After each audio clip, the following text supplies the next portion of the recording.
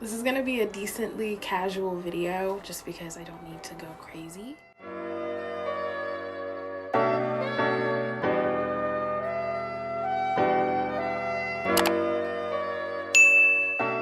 I should intro myself.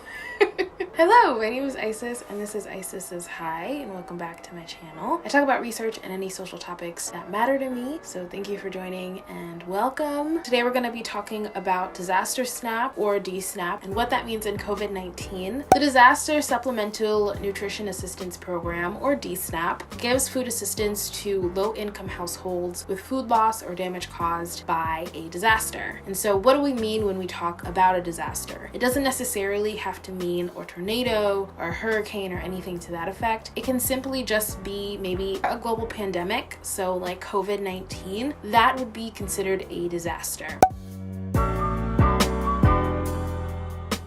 And so how would Disaster SNAP or DSNAP get activated or be used? For the most part, the USDA, or the United States Department of Agriculture, and within the USDA, the Food and Nutrition Services Department, which is FNS, so USDA FNS, has to approve states that are requesting DSNAP. Before they can even do that, the president has to declare a disaster within that area. On an individual level, if you were to be approved for SNAP and you have never received SNAP, you'd be sent an EBT, or an electronic benefits transfer card, and use it just like a regular or debit card, and you would just use it to buy food. SNAP is only supposed to help aid in getting food. It's not supposed to cover your whole food budget, but it is always helpful to just kind of be able to not have to worry about a good chunk of your food purchases. Also, when you do receive Disaster SNAP, you actually get the maximum benefit, and those who are already on SNAP who might not have had the maximum benefit will then get boosted up to the maximum benefit when they request DSNAP. And then also for the first time when you are applying for DSNAP, it would actually be a simpler application, and it would actually take way less time to get approved and start to use that benefits. But a big thing to remember is that DSNAP can only be used for 1 month. So if you are still kind of facing hardship, you would be able to get that full benefits for that 1 month, and then you could probably just apply for SNAP and get regular SNAP benefits, but it might not be at that maximum amount. And then again, remember, you get SNAP every month.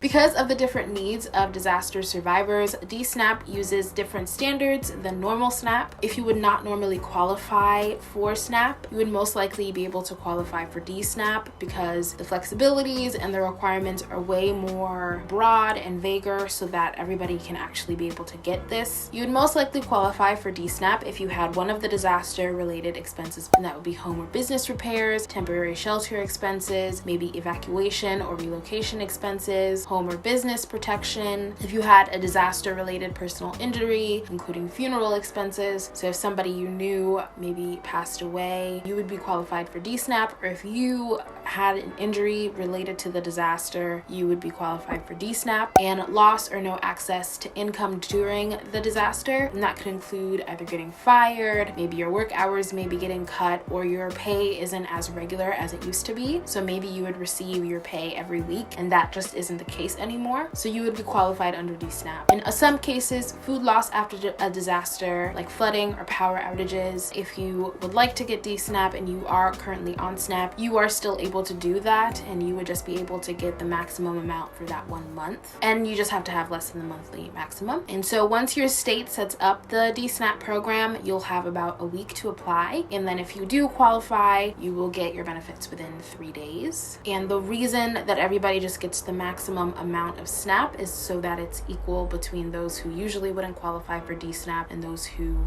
qualify under SNAP regardless. Our current SNAP clients can also request replacement benefits for food. So DSNAP has always been considered really helpful and successful and responsive and quickly delivering nutrition assistance to people who are recovering from disasters. And there are a lot of things that we can do, or that you can do if you want to be active in making sure that Disaster SNAP exists within your area. So SNAP in general has always been seen as really great and successful and responsive in general, and also just easy to apply to and easy to get benefits from compared to other public benefits programs. programs. So of course DSNAP, which has more flexibility and a shorter application time, would be even better. But if you really want to make sure that DSNAP exists in your area, you can always ask your state government about its disaster plans or bring up disaster readiness at any town halls or meetings that your state government may put on. And this will put your state members on alert and let them know that folks within their area, so their constituent area, which is you, will be watching and holding them accountable. If you want your government to actually start treating you better, you really do have to hold them accountable, and you really have to be like as loud as possible. Like, you shouldn't have to do that because they took an oath to serve you, but you do because I guess they forget. So the second thing that you would be able to do is encourage your state to apply to the USDA as soon as they're eligible for DSNAP. And the quicker they apply and ask for DSNAP, the quicker you'll be able to get assistance and help. The more folks you include in this journey, the more that they'll listen. So maybe your local food pantry or any nonprofit organization that you know is really active in food relief and government advocacy and accountability, it would be great to combine and work with them. They're always welcoming people from outside to really help bring a lot of lawmakers or people who work in these federal or state departments. They always are looking for people who actually are living in these experiences because they are able to just kind of bring it home for a lot of these folks who are in government. As soon as you hear that DSNAP is available, make sure that people that you know who need it. If you're affected by the disaster, of course a lot of other people are affected, and having just the maximum amount of benefits for even a month is way more helpful than just not getting it at all. So definitely let them know. Make sure to advocate for clients who fall through the cracks of disaster relief efforts. So those who might not have access to internet or a phone or anything to that effect, make sure that they know that this is available to them, and then work with your state to develop a plan to help DSNAP recipients who might be eligible for regular SNAP to apply for the benefits. This way, when the benefit leaves, while it might be lower, they'll still be able to keep themselves afloat. If people are still in need, which they probably are because disasters happen and it's not just easy to get back up within a month, make sure that they know that they could probably be eligible for regular SNAP. It might not be as large as the DSNAP, but they'll still be able to get something to help aid them with their food budget. That's just important in a general sense.